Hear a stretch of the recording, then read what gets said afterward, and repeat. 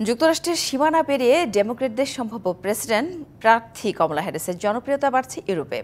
এরই মধ্যে বদলে গেছে নির্বাচনী রাজনীতির চালচিত্র।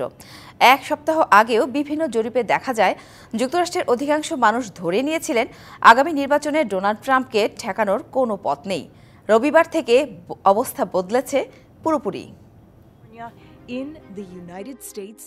যুক্তরাষ্ট্রের প্রেসিডেন্ট নির্বাচনে রিপাবলিকান দলের ডোনাল্ড ট্রাম্পের সঙ্গে প্রতিদ্বন্দ্বিতায় নামছেন ডেমোক্র্যাট দলের কমলা হ্যারিস।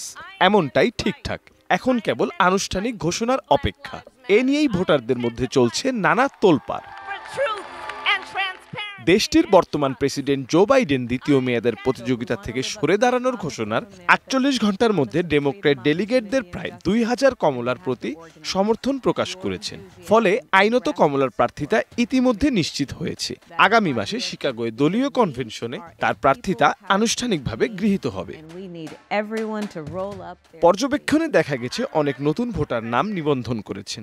অনেকেই প্রচারণায় সহায়তা করতে স্বেচ্ছাসেবীও হতে চেয়েছেন।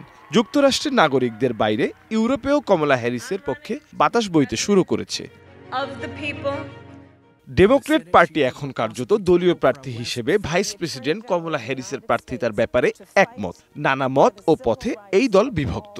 এর অধিকাংশ সমর্থক মধ্যপন্থী অথবা ডান ঘেঁষা, অন্যরা বাম ঘেঁষা। কংগ্রেসের ভেতরে প্রায় ১০০ জন সদস্য আনুষ্ঠানিকভাবে নিজেদের প্রগ্রেসিভ বা উদারনৈতিক হিসেবে পরিচয় দিতে ভালোবাসেন। তাদের সমর্থন পেয়েছেন কমলা। ফিলিস্তিনের গাজা প্রশ্নে কমলা হ্যারিস গুণগতভাবে ভিন্ন অবস্থানে রয়েছেন। তিনি এখনো সরাসরি ইসরায়েলের বিরোধিতা করেননি। এটাও যুক্তরাষ্ট্রে তার জনপ্রিয়তার একটি শক্তি বলে মনে করছেন বিশ্লেষকরা।